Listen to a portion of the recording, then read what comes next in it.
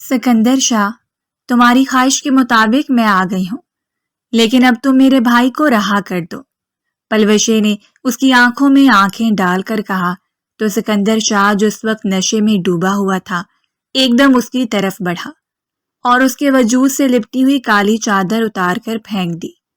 وہ اس کے لیے تیار نہیں تھی، لیکن سکندر نے اسے مہلت نہ دی اور فوراً اس کی طرف بڑھا۔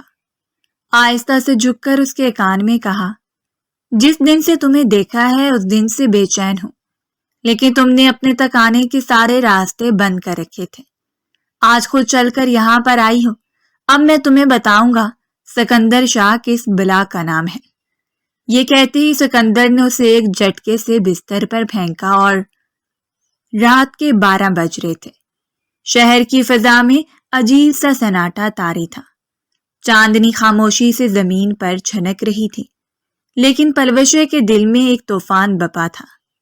اس نے کانپتے ہاتھوں سے کار کا دروازہ کھولا اور قدم باہر رکھا۔ اس کے دل کی دھڑکنیں تیز تھیں، سانس اکھڑ رہی تھی۔ جیسے جیسے وہ اس حویلی نما فارم ہاؤس کے مرکزی دروازے کی طرف بڑھ رہی تھی، اس کے قدموں کی چاپ سنسان فضا میں گونج رہی تھی۔ یہ وہ جگہ تھی جہاں وہ کبھی آنا ہی نہیں چاہتی تھی، لیکن آج وہ خود چل کر آئی تھی۔ یزدان اس کا بھائی، اس کی واحد پناہ، اس کا سہارا، اس کی ماں، اس کا باپ، اس کا خاندان، بس وہ سکندر شاہ کے بندوق بردار لوگوں کے ہاتھوں قید تھا، اور پلوشے کی ہر التجا، ہر وکیل، ہر عدالت خاموش تھی۔ کیوں نہ ہوتی؟ سکندر شاہ کے نام سے ہی قانون کی زبان گنگ ہو جاتی تھی۔ پلوشے نے ہلکی سی دستک دی، دروازہ کھلا۔ اندر سے 2 لمبے قد کے محافظ نکلے۔ ان کی آنکھوں میں اجنبیت تھی، جیسے وہ اسے صرف ایک شے سمجھتے ہوں، انسان نہیں۔ سکندر شاہ انتظار کر رہا ہے۔ یہ جملہ اسے گہری کھائی میں دھکیلنے کے مترادف تھا، لیکن وہ مضبوطی سے سر اٹھائے اندر داخل ہوئی۔ اندر کا حال شیشے کی روشنیوں سے جگمگا رہا تھا۔ مہنگی خوشبو فضا میں پھیلی تھی، لیکن اس خوشبو میں زہر گھلا تھا۔ ہر چیز بے جان بے روح تھی۔ پلوشے نے سیاہ چادر سے خود کو لپیٹا ہوا تھا۔ اس کا دل کر رہا تھا کہ دروازہ توڑ کر بھاگ جائے، چیخے چلائے روئے، لیکن اسے یزدان کا چہرہ یاد آ گیا۔ وہ قید میں زخمی بے بس پڑا ہوا تھا۔ اسے یاد آیا کہ کیسے سکندر شاہ کے کارندوں نے اسے گلی کے بیچوں بیچ گھسیٹا تھا۔ اس کی غیرت لرز گئی، مگر پاؤں رکے نہیں۔ آخر تم آ ہی گئی۔ سکندر شاہ کی گمبھیر آواز اس کے کانوں میں گونجی۔ وہ سامنے صوفے پر نیم دراز تھا، ہاتھ میں جام، آنکھوں میں نشہ، چہرے پر ایک فاتحانہ مسکراہٹ پھیلی ہوئی تھی۔ پلوشے نے مضبوط لہجے میں کہا، سکندر شاہ، تمہاری شرط پوری کر دی گئی۔ میں آ گئی، اب میرے بھائی کو رہا کرو۔ سکندر شاہ اٹھا، اس کے قدم لڑکھڑائے، لیکن اس کی نظریں پوری طرح پلوشے پر جمی تھی۔ وہ اس کی طرف بڑھا، آہستہ آہستہ، جیسے کوئی شکاری اپنے شکار کے قریب پہنچتا ہے۔ پھر ایک لمحے میں وہ اتنا قریب آ گیا کہ پلوشے کی سانسیں رکنے لگی۔ سکندر شاہ کی گرم سانسیں پلوشے کے چہرے پر پڑ رہی تھیں۔ تم نے اپنے آپ کو میرے رحم و کرم پر چھوڑ دیا ہے پلوشے، اب مجھ سے رحم کی امید مت رکھنا۔ اس نے ایک جھٹکے سے اس کی چادر کھینچ کر زمین پر پھینک دی۔ پلوشے کی آنکھیں شرم، خوف اور غصے سے بھر گئیں، لیکن وہ پیچھے نہیں ہٹی۔ یہ تمہاری مردانگی ہے، ایک مجبور لڑکی کو یوں بے بس کرنا؟ سکندر شاہ کے چہرے پر لمحے بھر کو سنجیدگی آئی، لیکن فوراً غائب ہو گئی۔ اس نے پلوشے کے کان کے قریب جھک کر سرگوشی کی، جس دن سے تمہیں دیکھا ہے بے چین ہوں۔ تم نے خود پر آنے والے سارے راستے بند کیے تھے۔ اب جب خود چل کر آئی ہو تو میں تمہیں بتاؤں گا کہ سکندر شاہ کس بلا کا نام ہے۔ یہ کہتے ہی وہ اچانک سے اس جھٹکے اٹھا کر کمرے کے اندرونی حصے کی طرف لے گیا۔ پلوشے نے مزاحمت کی، ہاتھ پیچھے کیے، آنکھوں میں آنسو بھر آئے، لیکن آواز بند رہی۔ وہ جانتی تھی اگر چیخی تو اس کا بھائی مر جائے گا، اندر کمرہ نیم روشن تھا. دیواروں پر قیمتی آرٹ ورک، فرش پر ایرانی قالین بچھا ہوا تھا. لیکن پلوشے کو کچھ بھی اچھا محسوس نہیں ہو رہا تھا. سکندر نے اسے بستر پر پھینکا، لیکن اس نے فوراً اپنے بازو آگے کیے، جیسے عزت کو بچانے کی آخری کوشش کی ہو. سکندر، خدا کے لیے تم جو چاہتے ہو لے لو، لیکن میرا جسم مت روندنا، اس نے منت کی. سکندر رکا. یہ وہ لمحہ تھا جس نے سکندر شاہ کی رگوں میں بہتا غرور توڑ دیا. وہ رک گیا، سانسیں بے ترتیب ہونے لگیں. وہ پلٹ کر کھڑا ہوا، اس کا ہاتھ جام کی طرف بڑھا، لیکن پھر رک گیا. تم واقعی ایسی ہو جیسا میں نے کبھی سوچا بھی نہیں تھا، پلوشے نے ہانپتے ہوئے کہا. میں مجبور ہوں، بے غیرت نہیں، بھائی کی خاطر آئی ہوں، اپنی عصمت کے لیے نہیں. کمرے میں خاموشی چھا گئی. سکندر کی نظریں پہلی بار جھکیں. پھر اس نے فون اٹھایا. یزدان کو رہا کر دو اور اس کی بہن کو مکمل عزت کے ساتھ اس کے گھر چھوڑاؤ. پلوشے نے حیرت سے سکندر کو دیکھا. سکندر نے اس کی طرف دیکھا. ایک عجیب سا سکوت تھا جو دونوں کے درمیان پھیلا ہوا تھا، جیسے کوئی جنگ رکی ہو لیکن ختم نہیں ہوئی. تم جیت گئی ہو پلوشے، لیکن یہ جنگ اب ختم نہیں ہوئی.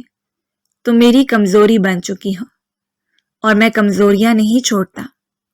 پلوشے نے حیرت سے اسے دیکھا. کچھ تھا اس کے لہجے میں جو پلوشے کو چونکا گیا تھا، لیکن اس وقت اس کے لیے اتنا ہی کافی تھا کہ سکندر نے اسے چھوڑ دیا تھا اور اس کا بھائی بھی رہا کر دیا تھا. وہ خوشی سے جھومتی ہوئی وہاں سے نکلی تھی. آنے والے خوفناک مستقبل کے بارے میں اس نے کچھ نہیں سوچا تھا. نہ جانے آنے والا وقت اس کے لیے کیا لے کر آتا.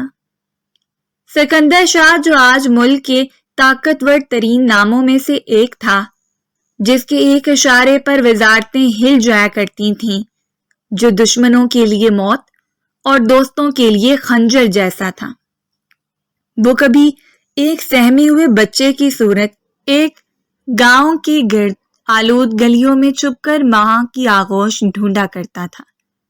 سکندر شاہ کا تعلق پنجاب کے قدیمی اور بااثر جاگیردار خاندان سے تھا. اس کے دادا نواب سردار کریم شاہ برصغیر کی تقسیم سے قبل ہی بڑے زمیندار تھے. ان کے پاس ہزاروں ایکڑ زرعی زمین کی کئی درجن حویلیاں اور سینکڑوں مزارع تھے. ان کا خاندان برطانوی حکومت کے دور سے ہی سردار کہلاتا آیا تھا. سکندر کے والد جمشید شاہ نہ صرف جاگیردار تھے بلکہ ایک مقامی سیاست دان بھی تھے، دبنگ، خود سر اور طاقت کے نشے میں چور. ان کے حلقہ اثر میں تھانے، عدالتیں، وکیل، مولوی سب ان کے اشاروں پر چلتے تھے. لیکن ان کی زندگی میں جس چیز کی کمی تھی وہ محبت تھی، اور یہی کمی سکندر کے نصیب میں بھی لکھی گئی تھی. سکندر کی ماں فریحہ بیگم ایک نہایت نرم، خود تعلیم یافتہ اور باحیا عورت تھیں. انہوں نے شہر کی ایک یونیورسٹی سے تعلیم حاصل کی تھی، لیکن شادی کے بعد جاگیردانہ رسم و رواج کے تابع ہو گئی. ان کا سب سے بڑا جرم یہ تھا کہ وہ خاموش تھیں، اور خاموش عورتیں جاگیرداروں کے گھر میں اکثر بدتر سمجھی جاتی ہیں. سکندر نے بچپن میں اپنی ماں کو بارہا اپنے باپ کے ہاتھوں ذلت سہتے دیکھا. ایک بار وہ صرف 7 برس کا تھا جب اس نے رات کے وقت اپنی ماں کو کمرے میں بند پایا. چہرے پر نیل، آنکھوں میں آنسو اور لبوں پر خاموشی تھی. اس دن سے سکندر نے طے کر لیا تھا کہ وہ کمزور نہیں بنے گا. اس نے پہلی بار بندوق تب چھوئی جب وہ 10 سال کا تھا، اور پہلی بار کسی انسان کو زخمی ہوتے دیکھا تو اس کے دل میں کوئی ہلچل نہیں ہوئی، کیونکہ اس کی معصومیت پہلے ہی مر چکی تھی. جمشید شاہ نے سکندر کو بچپن سے ہی اقتدار کی تربیت دی. گھوڑے کی سواری، شکار، زمین کی نگرانی، پولیس سے رابطے، اپنے مزاروں پر دھونس، یہ سب کچھ سکندر نے 10 سال کی عمر سے سیکھنا شروع کیا، لیکن اندر ہی اندر وہ اپنی ماں کی محبت کو ترستا رہا۔ جب وہ 15 برس کا ہوا تو جمشید شاہ نے ایک بار اسے کہا، بیٹا مرد کبھی کسی پر رحم نہیں کھاتا، رحم کمزوری ہے اور کمزور صرف ذلیل ہوتا ہے۔ اگر بادشاہ بننا ہے تو اپنے دل سے نرمی نکال دو۔ یہ جملہ سکندر کے دل میں نقش ہو گیا۔ اس نے اپنی ماں کی ممتا، اپنے بچپن کے آنسو سب دفنا دیے اور صرف طاقت کے لیے جینا شروع کر دیا۔ سکندر کی تعلیم انگلینڈ سے ہوئی۔ آکسفورڈ یونیورسٹی سے اس نے بزنس ایڈمنسٹریشن میں ماسٹرز کیا، لیکن اس کے اندر جاگیردار کا خون دوڑتا تھا۔ وطن واپس آتے ہی اس نے اپنے باپ کے تمام پرانے ساتھیوں کو کنارے لگا دیا اور بلیک مارکیٹ پراپرٹی، غیر قانونی اسلحہ اور منی لانڈرنگ جیسے جدید طریقوں سے اپنی سلطنت اور اختیارات کو وسعت دی۔ محض 5 سال میں وہ جمشید شاہ سے بھی زیادہ بااثر بن گیا۔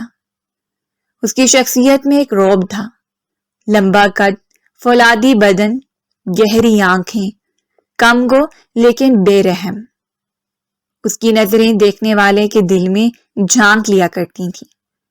اس کا فارم ہاؤس لاہور سے باہر ایک خفیہ مقام پر تھا، وہی فارم ہاؤس جہاں آج پلوشیں آئی تھی، وہی جگہ جو بظاہر جنت تھی مگر اندر سے قید خانہ تھی۔ سکندر کے آس پاس ہر وقت لوگ رہتے مگر وہ تنہا رہتا، نہ وہ کسی پر اعتماد کرتا، نہ کسی سے محبت۔ اس کی زندگی میں کئی عورتیں آئیں مگر کوئی بھی دل کو چھو نہ سکی۔ اس کا جسم تو سب نے مانگا مگر اس کے زخموں کو کوئی نہ سمجھ سکا۔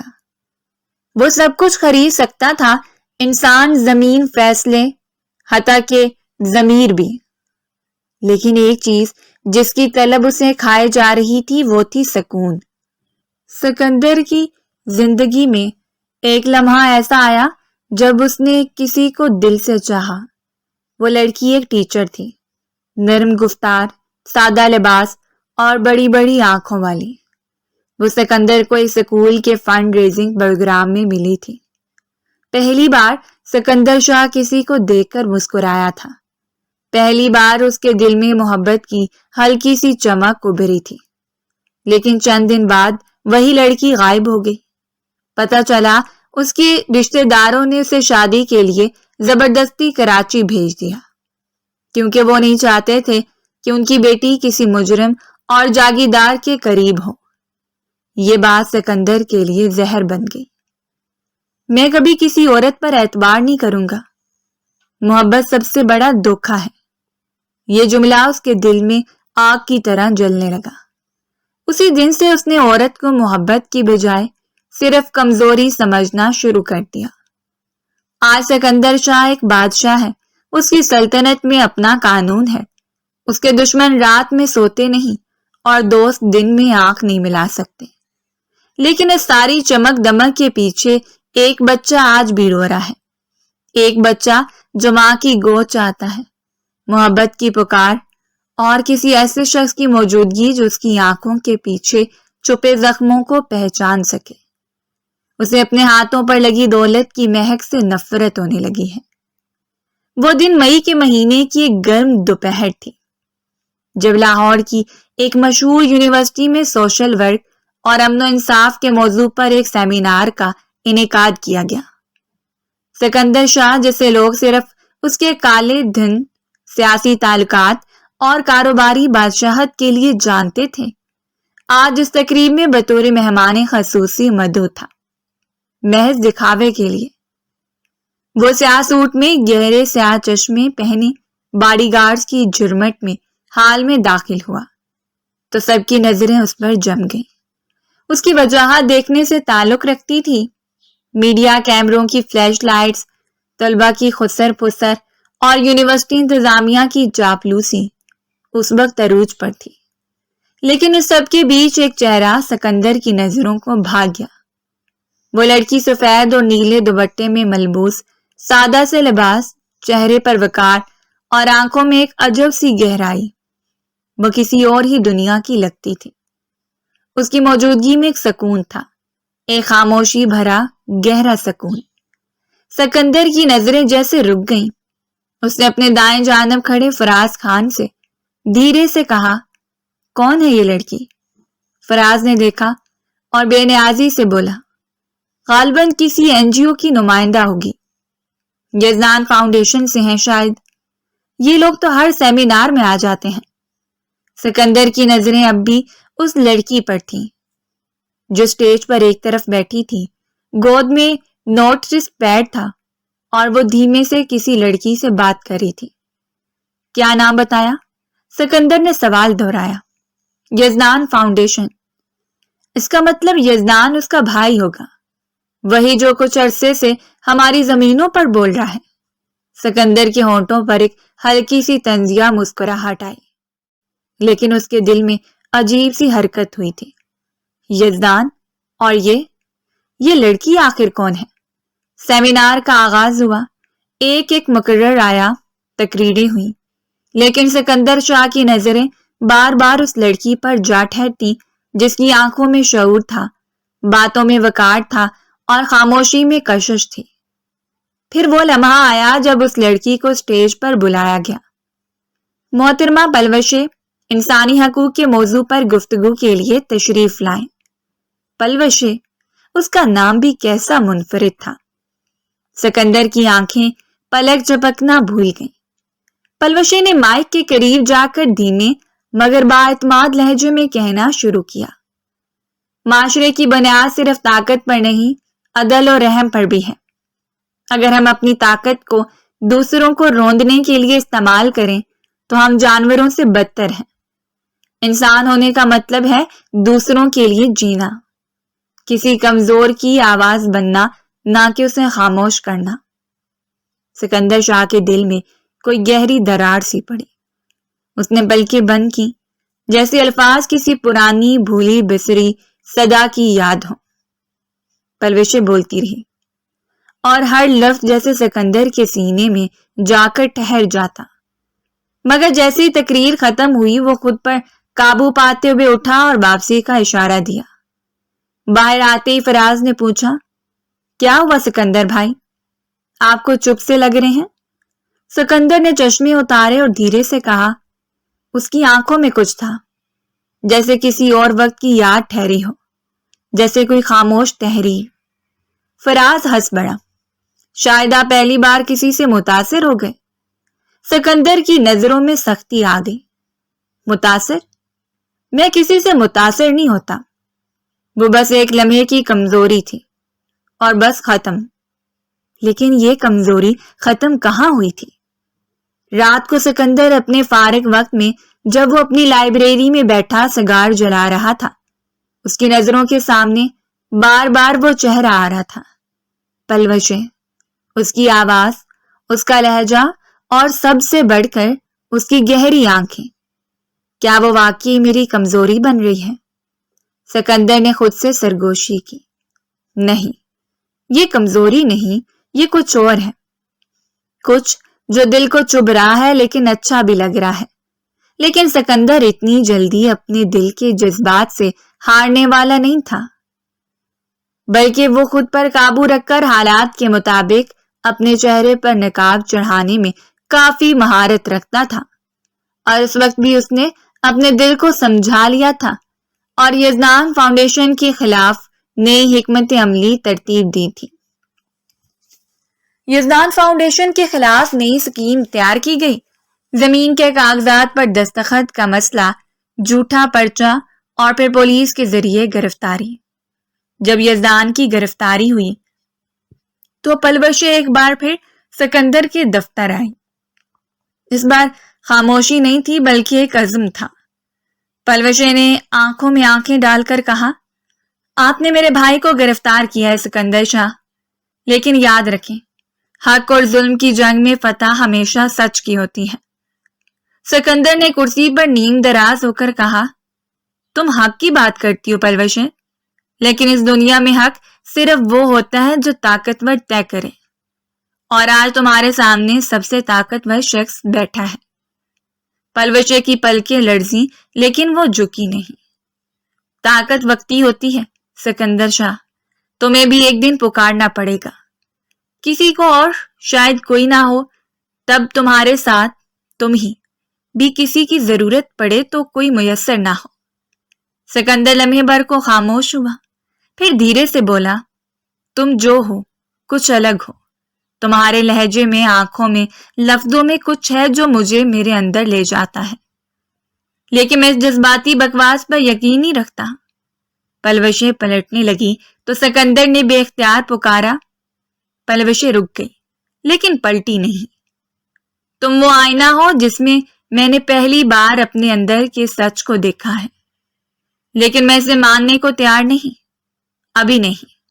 پلوشے نے آہستگی سے کہا، تو پھر ایک دن وہ سچ تمہیں جکڑ لے گا اور تم اس سے بچ نہیں پاؤ گے۔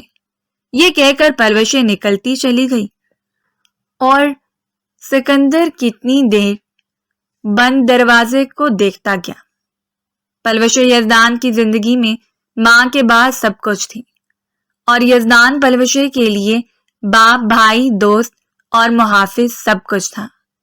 پلوشے کا بچپن شہر کے پرانے حصے میں ایک خستہ حال مگر باوقار مکان میں گزرا۔ ان کے والد سرکاری ملازم تھے، مگر اصول پسند، نہ رشوت نہ سفارش۔ یہی وجہ تھی کہ ریٹائرمنٹ تک ان کے گھر کی چھت ٹپکتی رہی اور تنخواہ سے مہینہ کبھی پورا نہ ہوتا، لیکن عزت ہمیشہ ملی۔ جب پلوشے 6 سال کی تھی تو والد ایک دل کے دورے سے دنیا سے چلے گئے۔ ماں نے گھریلو ذمہ داریاں اٹھائیں۔ پلوشے نہایت ذہین اور حساس لڑکی تھی، تعلیم میں نمایاں، اخلاق میں نرمی اور کردار میں مضبوط۔ اس نے گورنمنٹ کالج سے سوشیالوجی میں ماسٹر کیا اور پھر ایک NGO میں کام شروع کر دیا۔ وہ عورتوں کے حقوق، بچوں کے تحفظ اور غربت کے خلاف کام کرنے لگی۔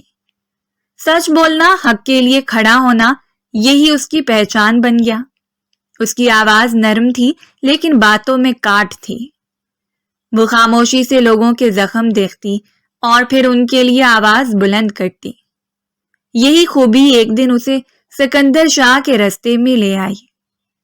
یزدان نے پلوشے کو ماں کی وفات کے بعد ماں بن کر پالا۔ خود یونیورسٹی میں لیکچرار بنا، مگر سیاست، کرپشن اور ظالم وڈیروں کے خلاف آواز بلند کرتا رہا۔ اس نے یزدان فاؤنڈیشن بنائی جو غریبوں کو قانونی مدد فراہم کرتی، ظالم جاگیرداروں کے خلاف مقدمات لڑتی اور زمینوں پر ناجائز قبضے کے خلاف آواز اٹھاتی۔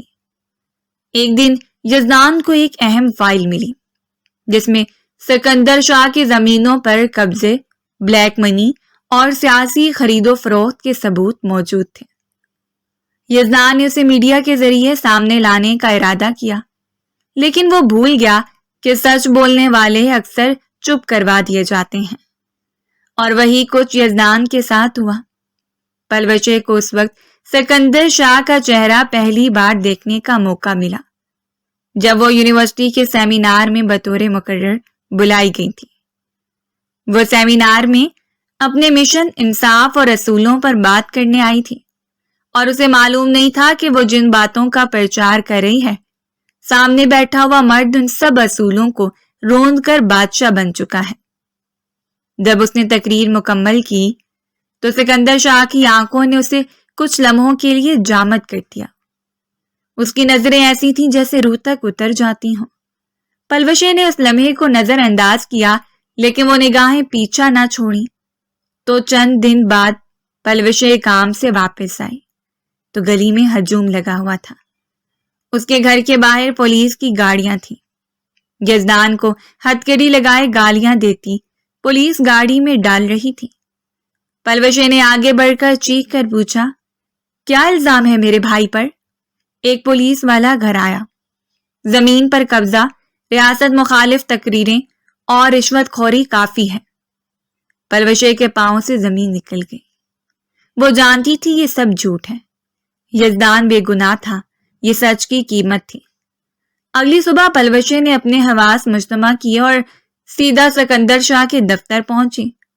دروازے پر محافظوں نے روکا، لیکن جب اندر اطلاع پہنچی کہ یزدان کی بہن آئی ہے تو دروازہ کھل گیا۔ سکندر شاہ اپنی کرسی پر بیٹھا سگار سلگا رہا تھا۔ اس کی آنکھوں میں وہی عجیب چمک تھی جو پلوشے کو بے چین کر دیتی تھی۔ پلوشے نے سخت لہجے میں کہا، میرے بھائی پر جھوٹا مقدمہ کروا کے تم نے اپنی طاقت کا مظاہرہ تو کر لیا سکندر شاہ، لیکن یاد رکھو ہر بادشاہ کو ایک دن تخت سے اترنا پڑتا ہے۔ سکندر مسکرایا، بہت جرأت والی ہو تم، لیکن جرأت کا بھی ایک مول ہوتا ہے۔ تمہیں اپنے بھائی کی رہائی چاہیے نا، تو اس کی ایک قیمت ہے۔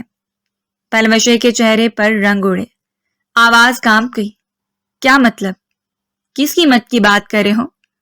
سکندر کا لہجہ نرم ہوا مگر نظر خنجر جیسی تھی۔ تم ہی اس کی قیمت ہو۔ آ جاؤ میرے محل نما فارم ہاؤس میں، ایک رات کے لیے، صرف ایک رات، پھر تمہارا بھائی آزاد۔ سکندر نے کمینگی سے کہا۔ پلوشے کے اندر زلزلہ آ گیا۔ وہ کچھ لمحے خاموش رہی، پھر آہستہ سے بولی، ٹھیک ہے، میں آؤں گی، لیکن اگر تم نے میرے وقار کو ٹھیس پہنچائی تو تمہاری سلطنت کے در و دیوار لرزیں گے۔ سکندر شاہ۔ اس رات پلوشے دیر تک قرآن کھولے بیٹھی رہی۔ اس نے سجدے میں سر رکھ کر رو رو کر دعا کی اور دل میں طے کیا کہ جو بھی ہو وہ خود کو ٹوٹنے نہیں دے گی۔ اگر یہ قربانی اس کے بھائی کی آزادی کا ذریعہ ہے تو وہ اپنی جان بھی نچھاور کر دے گی اور اسے آزاد کروائے گی۔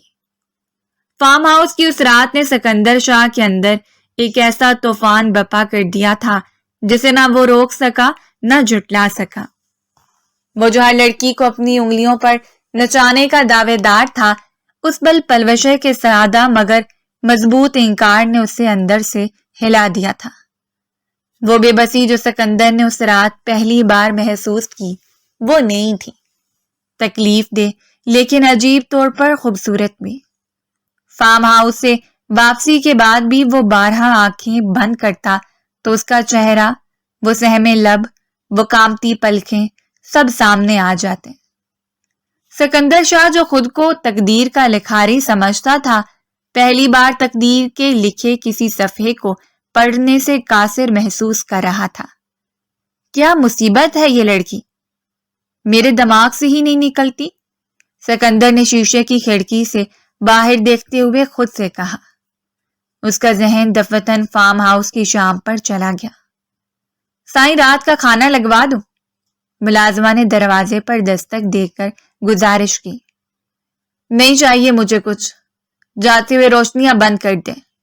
سکندر کا لہجہ کرخت تھا لیکن اس کے اندر کا شور بہت نرم اور الجھا ہوا تھا۔ اگلے کئی دن سکندر خود کو سمجھاتا رہا، روز نئی مصروفیتیں، روز نئی میٹنگز، پڑھنا دن میں دل لگتا نہ راتوں میں نیند آتی۔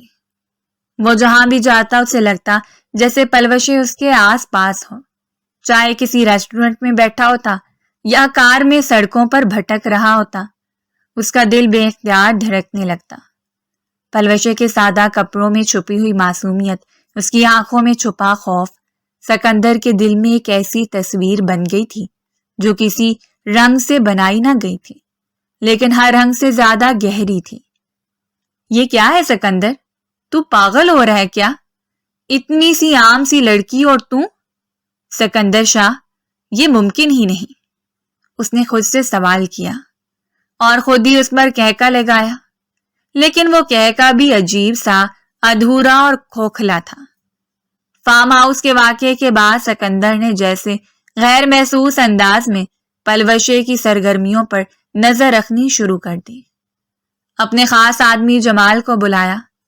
جمال ایک لڑکی ہے پلوشے، مجھے اس کے بارے میں سب کچھ جاننا ہے، کہاں جاتی ہے، کس سے ملتی ہے، کہاں رہتی ہے، ہر چیز، سکندر نے ٹھنڈے لہجے میں کہا۔ جمال نے حیرت سے سکندر کو دیکھا۔ سائیں، وہی لڑکی، فارم ہاؤس والی؟ ہاں وہی، اور سن، یہ بات کسی کو بھی پتہ نہیں چلنی چاہیے، سمجھ گیا سائیں؟ اب سکندر کے پاس روز پلوشے کی تصویریں، ویڈیوز اور رپورٹس آتی۔ وہ چاہتا بھی نہیں تھا پر دیکھے بغیر رہ بھی نہیں پاتا۔ اسے خود پر غصہ بھی آتا لیکن کوئی چیز تھی جو پلوشے کو اس کی سوچوں میں بٹھا چکی تھی۔ ایک دن سکندر اپنی اس کیفیت سے تنگ آ کر کبیر شاہ کے پاس پہنچا، اپنے دوست، رازدان اور ساتھی مافیا لیڈر کے۔ کبیر اس کی آنکھوں میں الجھن پڑ گیا۔ کیا ہوا سکندر؟ کچھ بدلا بدلا لگ رہا ہے آج؟ کبیر نے سگریٹ سلگاتے ہوئے کہا۔ ایک لڑکی ہے، سکندر نے دھیرے سے کہا، جیسے اقرار کرنے میں شرمندگی ہو۔ کیا کر دیا بیچاری نے؟ کبیر ہنسا۔ کچھ نہیں، بس انکار کر دیا، وہ بھی ایسے وقت میں جب ہر کوئی ہاں کہتا ہے۔ بس؟ اور تو اسی بات سے دل ہار گیا؟ نہیں، دل تو شاید پہلے ہی ہار چکا تھا، لیکن ماننے کو تیار نہیں تھا۔ تو اب کیا کرے گا؟ نہیں جانتا، پر ایک بات طے ہے، اس لڑکی کا کچھ الگ ہی اثر ہے مجھ پر۔ دوسری جانب پلوشے کو خبر بھی نہ تھی کہ وہ کسی طوفان کا مرکز بن چکی ہے۔ سکندر شاہ کا نام جب بھی اس کے ذہن میں آتا، وہ ایک کام سجاتا تھا۔ وہ فارم ہاؤس کی رات بھول نہیں پائی تھی، اس کی بے بسی، اس کا لرزتا وجود اور سکندر شاہ کی آنکھوں میں وہ خوفناک چمک۔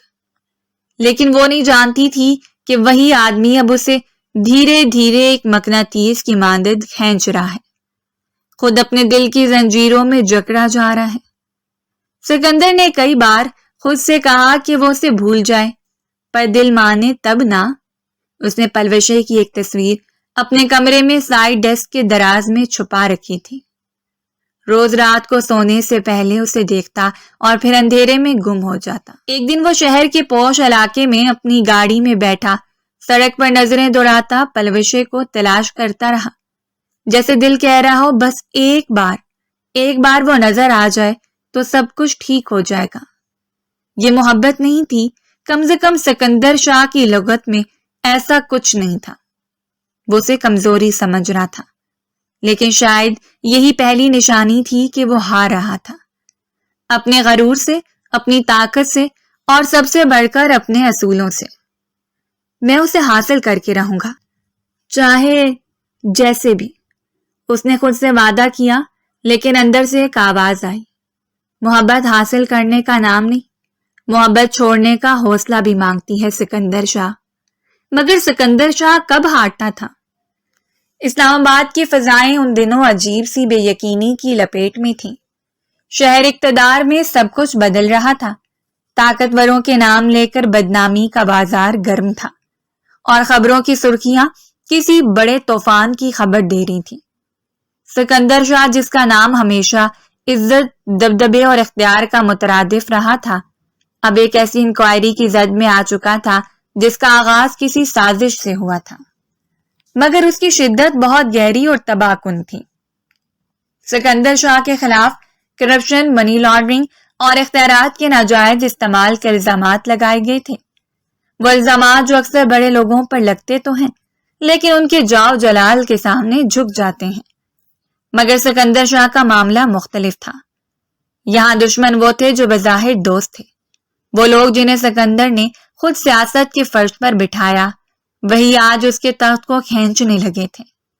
فارم ہاؤس کے واقعے کے بعد سے سکندر کے اندر ایک جنگ چل رہی تھی۔ پلوشے کی آنکھیں، اس کی خاموش نفرت، اس کا ڈر اور وہ گمبھیر خاموشی جو لفظوں سے زیادہ بولتی تھی، یہ سب کچھ سکندر کے حواسوں پر طاری تھا۔ دن میں وہ جیتا تھا، رات کو وہ یاد کرتا تھا، سونے سے پہلے اور جاگنے کے بعد بس ایک ہی چہرہ ذہن میں ابھرتا تھا، پلوشے۔ کیا میں واقعی ظالم ہوں؟ یہ سوال وہ بار بار آئینے میں خود سے کرتا، مگر اگلے ہی لمحے اپنی سوچ جھٹک دیتا۔ اسی کشمکش کے دوران انکوائری کی خبریں شدت اختیار کر گئیں۔ نیب نے اسے نوٹس بھیج دیا تھا، فون ٹیپ کیے جا رہے تھے، اس کے دفتر کی خفیہ چھان بین ہو رہی تھی، ملازمین کے بیانات لیے جا رہے تھے۔ وہ جو کبھی محلاتی سازشوں کا خود محور رہا تھا، اب انہی سازشوں کا نشانہ بنتا جا رہا تھا۔ ایک دن وہ تنہا اپنی گاڑی میں بیٹھا ڈی چوک کے اطراف سڑکوں پر بے مقصد گھوم رہا تھا۔ موسم ابر آلود تھا، بارش کسی بھی لمحے برسنے کو تیار، دل میں ایک عجیب بے قراری تھی۔ اس نے فون نکالا، پلوشے کا نمبر تلاش کیا، لمحے بھر کو انگلی رکی، پھر اس نے نمبر ملا دیا۔ فون بجتا رہا مگر پلوشے نے اٹھایا نہیں۔ اس کی ہچکچاہٹ، اس کا غصہ سب سکندر کو معلوم تھا، لیکن آج وہ ضد پر آ گیا تھا۔ وہ خود اسے دیکھنا چاہتا تھا، بات کرنا چاہتا تھا، نہیں، شاید صرف سننا چاہتا تھا۔ اسے معلوم تھا کہ پلوشے یونیورسٹی میں پڑھانے جاتی ہے۔ وہ سیدھا اسی طرف روانہ ہو گیا۔ سیکیورٹی گارڈز نے سکندر شاہ کو پہچانتے ہی گیٹ کھول دیا۔ وہ سیاہ گاڑی میں بیٹھا کھڑکی سے جھانکتا رہا۔ تھوڑی دیر بعد وہ دکھائی دی، پلوشے، سفید دوپٹہ، نیلے کپڑے، کتابیں سینے سے لگائے، وہ اپنی مخصوص خاموش چال میں چلتی ہوئی باہر نکلی۔ وہ آج بھی اتنی ہی پروکار لگ رہی تھی جتنی پہلے دن فارم ہاؤس پر تھی۔ سکندر کا دل زور سے دھڑکا۔ گاڑی اس کے بالکل سامنے آ رکی۔ وہ چونک گئی۔ آنکھوں میں پہلے حیرت پھر نفرت کی جھلک ابھری۔ کیا کام ہے آپ کو؟ اس نے تلخی سے پوچھا۔ بات کرنی ہے تم سے، بیٹھو گاڑی میں، سکندر نے کہا۔ نہیں بیٹھنا مجھے، ضد نہ کرو پلوشے، اب وقت بدل رہا ہے، شاید کل میں یہاں نہ ہوں، شاید یہ موقع نہ ہو، تو اس میں میری مرضی کہاں ہے؟ آپ کو عادت ہے ہر چیز زبردستی لینے کی۔ سکندر کی آنکھیں دھندلا گئیں۔ لمحے بھر کو خاموشی چھا گئی، پھر وہ گاڑی سے باہر نکلا، اپنے آس پاس موجود لوگوں کی پرواہ کیے بغیر پلوشے کی کلائی تھامی۔ مت کرو یہ سکندر شاہ، پلوشے نے ہاتھ چھڑانے کی کوشش کی۔ تمہارے سامنے سکندر شاہ نہیں، ایک ٹوٹا ہوا انسان کھڑا ہے۔ پھر اس نے اسے زبردستی گاڑی میں بٹھایا اور تیزی سے گاڑی چلا دی۔ گاڑی اب ایک خاموش راستے پر چل رہی تھی۔ اندر پلوشے کی آنکھوں سے آنسو نکل رہے تھے اور سکندر صرف اسے دیکھے جا رہا تھا۔ مجھے کیوں لائے ہو یہاں؟ کیا چاہتے ہو؟ میں تمہیں سننا چاہتا ہوں پلوشے، تمہاری نفرت، تمہارا غصہ، تمہاری بے بسی، ہر جذبہ جو تم چھپاتی ہو۔ کیوں سننا چاہتے ہو؟ وہ سب کچھ جس کی وجہ تم خود ہو؟ سکندر کا ہاتھ ہلکے سے کپکپایا۔ کیونکہ شاید میں سزا کا مستحق ہوں، شاید میں اپنی سلطنت کھو رہا ہوں، اس لیے کہ میں نے ایک نیک دل لڑکی کی عزت کو نظر انداز کیا۔ پلوشے کی آنکھوں میں حیرت اتری۔ آج وہ پہلا دن تھا جب سکندر شاہ نے غرور کی بجائے ندامت سے بات کی تھی۔ تو مجھے الزام دیتی ہو نا کہ میں درندہ ہوں، ظالم ہوں؟ ہاں شاید ہوں، لیکن تمہارے بعد کچھ بھی آسان نہیں رہا۔ تمہاری آنکھوں نے مجھ سے وہ چین چھین لیا ہے جو میں اپنے پیسے اور طاقت میں ڈھونڈتا تھا۔ پلوشے کا دل بے اختیار دھڑک اٹھا۔ یہ وہ سکندر شاہ نہیں تھا جسے وہ جانتی تھی۔ تو پھر کیا چاہتے ہو اب؟ اس نے دھیرے سے پوچھا۔ تمہاری ایک معافی، تمہاری ایک نظر جو یہ کہے کہ میں صرف برا نہیں ہوں۔ پلوشے خاموش ہو گئے، آنکھیں بند کی اور ایک گہرا سانس لیا۔ گاڑی رک گئی۔ وہ ایک پرانے سے کچے راستے پر کھڑے تھے۔ خاموشی کے اس لمحے میں صرف دل کی آوازیں سنائی دے رہی تھیں۔ نیوز چینلز پر بریکنگ نیوز کی پٹی چل رہی تھی۔ مشہور بزنس مین اور ابھرتے ہوئے سیاسی رہنما سکندر شاہ کو مالی بے ضابطگیوں اور غیر قانونی اثاثوں کے الزام میں گرفتار کر لیا گیا ہے۔ پلوشے نے یہ خبر سنی تو جیسے اس کے کانوں نے سننے سے انکار کر دیا۔ نہیں، یہ کیسے ہو سکتا ہے؟ وہ اپنے آپ سے بڑبڑائی جیسے کوئی غلطی ہو گئی ہو۔ وہ تو اتنا بااثر تھا۔ اس کا دل زور زور سے دھڑکنے لگا۔ وہ دروازے کی طرف بڑھی جیسے کہیں جانا ہو، لیکن قدم رک گئے۔ مجھے فکر کیوں ہو رہی ہے؟ وہ میرے لیے کیا ہے؟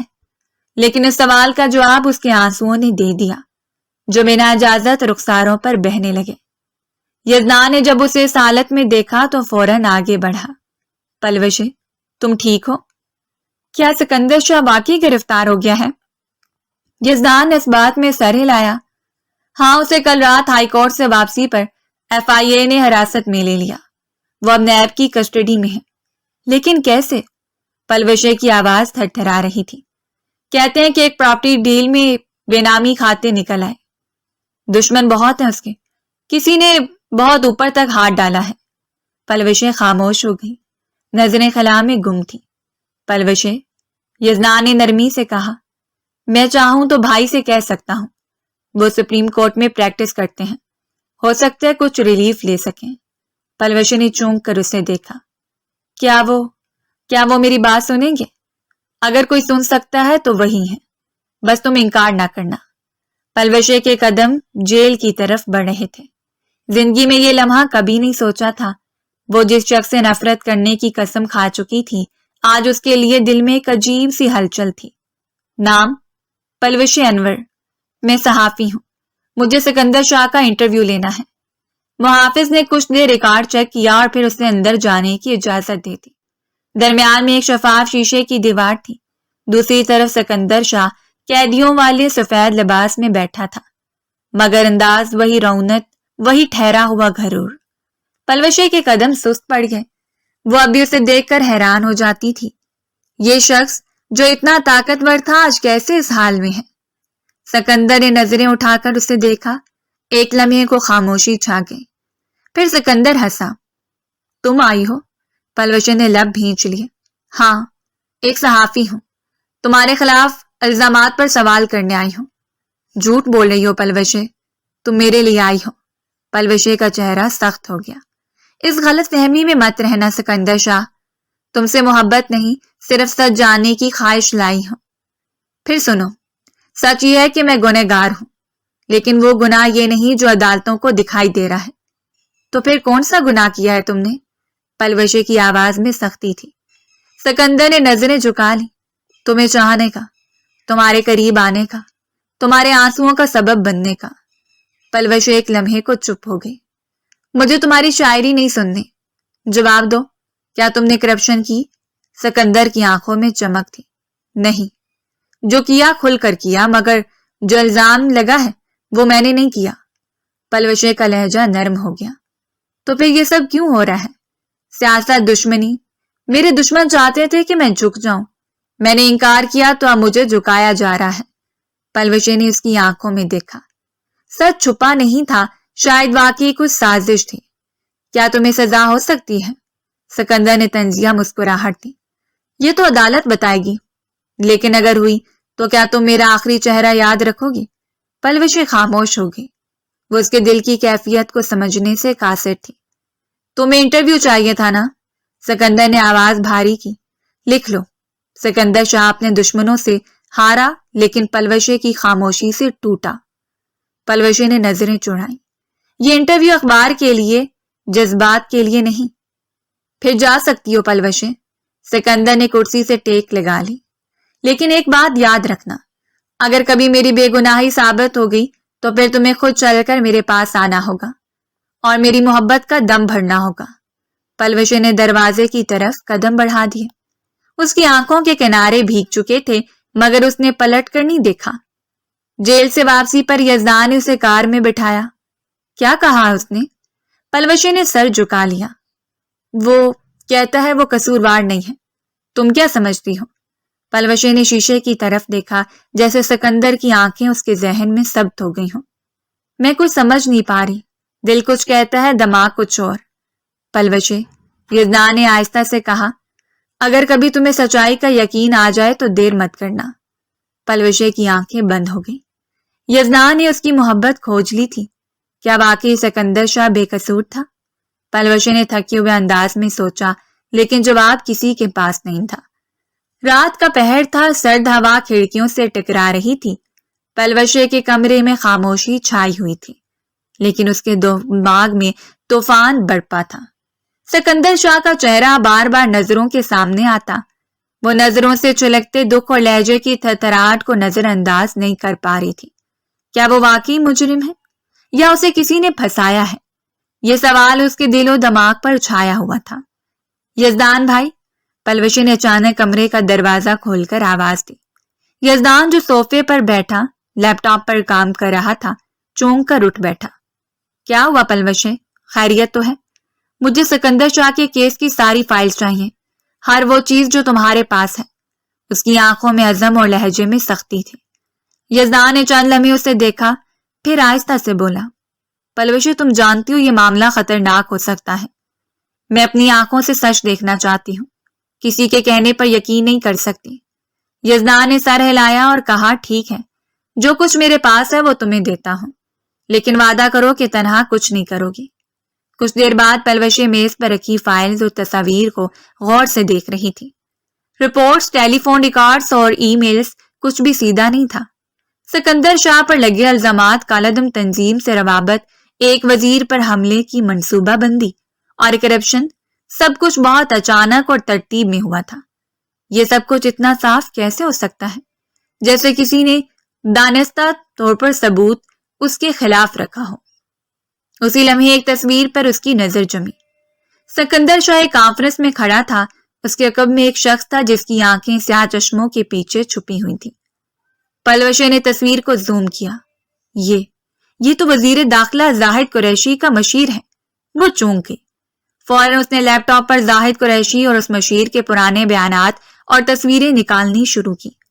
اس نے دیکھا کہ سکندر شاہ اور زاہد قریشی کے درمیان ایک عرصے سے سیاسی کشمکش چل رہی تھی، خاص طور پر زمینوں کی الاٹمنٹ پر۔ پلوشے نے بڑبڑاتے ہوئے کہا، یعنی سکندر نے کسی پروجیکٹ کی مخالفت کی تھی اور اسی وجہ سے اسے راستے سے ہٹانے کی سازش کی گئی۔ اگلے دن پلوشے کچھ پرانے دوستوں سے ملی جو صحافت سے وابستہ تھے۔ ان میں سے ایک ارحم اسے خاص طور پر جانتا تھا اور سکندر کے خلاف کیس پر کام کر رہا تھا۔ ارحم، تمہیں یاد ہے اس پریس کانفرنس میں سکندر نے زاہد قریشی کے بارے میں کیا کہا تھا؟ ہاں، کیوں نہیں؟ اس نے کہا تھا کہ قومی خزانے کی بندر بانٹ بند ہونی چاہیے، اور اس کے کتنے دن بعد یہ سب کچھ ہوا؟ بمشکل 2 ہفتے۔ تم کیا کہنا چاہتی ہو پلوشے؟ پلوشے نے آہستہ سے کہا، مجھے لگتا ہے سکندر بے گناہ ہے اور یہ سب کسی بہت بڑی سازش کا حصہ ہے۔ مجھے ثبوت چاہیے۔ ارحم نے ایک لمحے کو سوچا، پھر بولا، میں تمہیں کچھ ویڈیوز دوں گا جنہیں آفیشیلی کبھی جاری نہیں کیا گیا، اور ایک بندہ ہے، افتخار ملک۔ وہ سکندر کا سابقہ سیکیورٹی انچارج تھا، مگر اچانک غائب ہو گیا۔ کہاں ملے گا وہ؟ اسے آخری بار حویلیاں کے قریب ایک چھوٹے سے گاؤں میں دیکھا گیا تھا۔ پلوشے نے افتخار ملک سے ملنے کا فیصلہ کر لیا۔ پلوشے اپنے برقع میں چہرہ چھپائے گاؤں کے ایک چھوٹے سے ہوٹل میں افتخار ملک کا انتظار کر رہی تھی۔ دروازہ کھلا، ایک درمیانی عمر کا مرد اندر داخل ہوا، آنکھوں میں خوف اور تھکن تھی۔ افتخار ملک؟ اس نے گردن جھکائی۔ آپ کو کس نے بھیجا ہے؟ میں پلوشے ہوں۔ سکندر شاہ کی جان خطرے میں ہے، میں صرف سچ جاننا چاہتی ہوں۔ افتخار کی آنکھوں میں نمی اتر آئی۔ وہ دھیرے سے بولا، بی بی جی، سکندر شاہ ایک باغی نہیں، وہ ایک بہادر انسان ہے۔ اس نے زاہد قریشی کے 1 ارب روپے کی کرپشن پر آواز اٹھائی۔ میں اس کا گواہ ہوں۔ تو تم نے پولیس کو کیوں نہیں بتایا؟ میں نے بتایا تھا، لیکن اس کے بعد میرے پیچھے بندوق بردار لگ گئے مجھے مارنے کے لیے۔ میں بمشکل اپنی جان بچا کر یہاں آ سکا۔ کیا تم میرے ساتھ چل کر عدالت میں گواہی دو گے؟ اگر میرے اہل خانہ کو تحفظ دیا جائے تو میں ضرور دوں گا۔ پلوشے کی آنکھوں میں روشنی تھی۔ افتخار ملک کے پاس کئی دستاویزات، آڈیو ریکارڈنگز اور سکندر شاہ کے حق میں ثبوت تھے۔ گاڑی میں بیٹھے پلوشے نے یزدان کو فون کیا، بھائی، میں نے سچ جان لیا ہے، سکندر بے گناہ ہے اور میرے پاس ثبوت بھی ہے۔ اب مجھے ایک اچھا وکیل چاہیے جو یہ کیس دوبارہ کھول سکے۔ یزدان نے گہری سانس لے کر کہا، تو تم واقعی سکندر شاہ کے لیے لڑنے کو تیار ہو؟ پلوشے کی آواز میں عزم تھا۔ ہاں، میں اس کے لیے لڑوں گی، کیونکہ وہ مجرم نہیں اور میں کسی بے گناہ کو سزا نہیں ہونے دوں گی۔ پلوشے نے ایک عزم سے کہا۔ اس لمحے محبت کہیں دل کے کونے سے جھانک رہی تھی۔ عدالت کے باہر آج غیر معمولی رش تھا۔ اخباری نمائندے، کیمرے، سیاسی کارکن، پولیس کی بھاری نفری، اور ان سب کے درمیان وہ سکندر شاہ سرخ و سفید شلوار قمیض پہنے مضبوط قدموں کے ساتھ عدالت کی سیڑھیاں اتر رہا تھا۔ پلوشے تھوڑے فاصلے پر کھڑی دم بخود اسے دیکھ رہی تھی۔ وہ جو کل تک جیل کی کال کوٹری میں تھا، آج سب کے درمیان ایک فاتح کی طرح چل رہا تھا، اور گاہے بگاہے اس کی نظر پلوشے کی طرف اٹھ رہی تھی۔ اس کی ضمانت آخرکار منظور ہو گئی تھی۔ پلوشے نے بے اختیار آنکھوں میں آئے آنسو پونچھے۔ یزدان نے دھیمی آواز میں کہا، پلوشے، وہ آزاد ہو گیا، تم جیت گئی ہو۔ پلوشے نے سر ہلایا، لیکن دل ابھی بھی بے چین تھا، جیسے کوئی انہونی قریب ہو۔ اچانک ایک تیز گولی کی آواز نے ہجوم کو ہلا کر رکھ دیا۔ مسلسل فائرنگ ہونے لگی، لوگ چیخنے لگے، کیمرے گرنے لگے، شور، بھاگ دوڑ اور افراتفری پھیل گئی، اور پھر وہ لمحہ آیا جب سکندر شاہ کے سینے سے خون کی دھار ابل پڑی۔ سکندر! پلوشی کی دل دہلا دینے والی چیخ فضا میں گونجی۔ وہ دوڑتی ہوئی اس تک پہنچی، زمین پر گرے ہوئے سکندر کے سر کو اپنی گود میں رکھا۔ آنکھیں مت بند کرنا سکندر، خدا کے لیے پلیز مت جانا، میں نے ابھی تم سے بہت کچھ کہنا ہے۔ سکندر کی سانسیں اکھڑ رہی تھیں، لبوں پر ہلکی سی مسکراہٹ آئی۔ آخر تم نے میری آنکھوں میں آنکھیں ڈال کر پکار ہی لیا، اس نے اٹک اٹک کر آہستہ سے کہا۔ میں نے تمہیں ہمیشہ نفرت کا نام دیا، لیکن دل تو تمہارا ہی قیدی تھا۔ پلوش ہچکیوں سے رو رہی تھی۔ ایمبولینس آئی، سکندر کو فوری اسپتال منتقل کیا گیا۔ کئی گھنٹے طویل آپریشن کیا گیا، خون کی بوتلیں لگائی گئیں، بہت دعائیں مانگی گئیں، بے بسی کی انتہا ہو گئی، لیکن محبت ہار گئی اور موت جیت گئی۔ 3 دن بارش ہو رہی تھی۔ شہر کے نواں میں ایک خاموش قبرستان میں کچھ لوگ ایک تازہ قبر کے گرد کھڑے تھے۔ سب جا چکے تھے، لیکن وہ ایک وجود اب بھی وہیں کھڑا تھا، پلوشے۔ سیاہ شال میں لپٹی بھیگی آنکھیں، خالی ہاتھ اور لبوں پر وہ الفاظ جو برسوں سے دل میں دفن تھے۔ سکندر شاہ، وہ آہستہ سے بولی، تم جانتے تھے نا کہ میں تمہیں دل سے چاہنے لگی تھی، پھر بھی مجھے تڑپاتے رہے، مجھے مجرم بناتے رہے، لیکن تمہاری ہر بے رحمی کے پیچھے وہ درد تھا جسے میں نہ سمجھ سکی۔ وہ گھٹنوں کے بل قبر کے پاس بیٹھ گئی۔ میں نے ہر لمحہ تمہیں اپنے دل سے نکالنے کی کوشش کی، پر تم ہر بار اور گہرائی میں اترتے گئے۔ آج جب تم چلے گئے ہو تو مجھے لگتا ہے جیسے میرا اپنا وجود بھی دفن ہو گیا ہے تمہارے ساتھ۔ پلوشے نے قبر کی مٹی پر ہاتھ پھیرا۔ تم نے کہا تھا نا ایک دن میں مان لوں گی کہ تم سکندر شاہ ہو، وہ بلاد جیسے نظر انداز کرنا ممکن نہیں۔